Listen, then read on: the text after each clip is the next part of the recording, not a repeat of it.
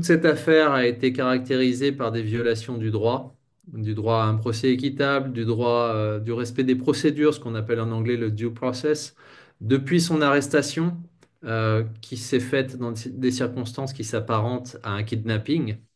Son transfert au service national de renseignement, le SNR, et ensuite sa détention et son inculpation pour deux chefs d'accusation qui sont absolument ridicules pour notamment atteinte à l'intégrité du territoire national et aversion raciale, euh, qui sont ridicules parce que c'était suite à des messages qui ont été échangés sur un groupe WhatsApp avec d'autres journalistes. Donc son arrestation, ensuite sa détention, qui se fait dans des conditions déplorables, et puis les violations répétées de son droit à la défense, du droit à un procès équitable, notamment manque de communication avec son avocat.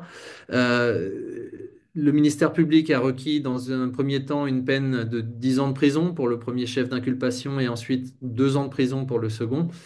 Finalement, elle a été condamnée à 1 an et demi, donc l'an dernier, en décembre 2024. L'appel va avoir lieu en mars, avec une comparution la semaine prochaine, le 4 mars.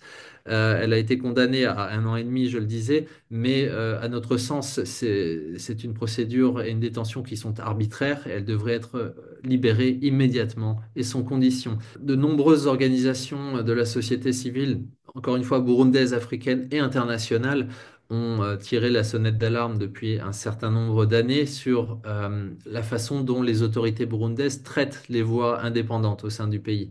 Les rares voix qui restent indépendantes au sein du pays, parce que nous savons que malheureusement de nombreuses voix, notamment journalistes et défenseurs des droits humains, sont en exil.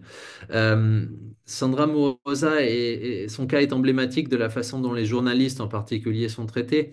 C'est-à-dire qu'ils sont traités par la répression, le mépris, la violence pour tous ceux qui ne suivent pas la voie du parti au pouvoir, c'est-à-dire le CNDD-FDD. Euh, Sandra Mourosa a été trompée, a été kidnappée et ensuite a vu tous ses droits violés, notamment le droit à la dignité. Je fais référence aux conditions de détention, le droit à la défense, le droit à un procès équitable.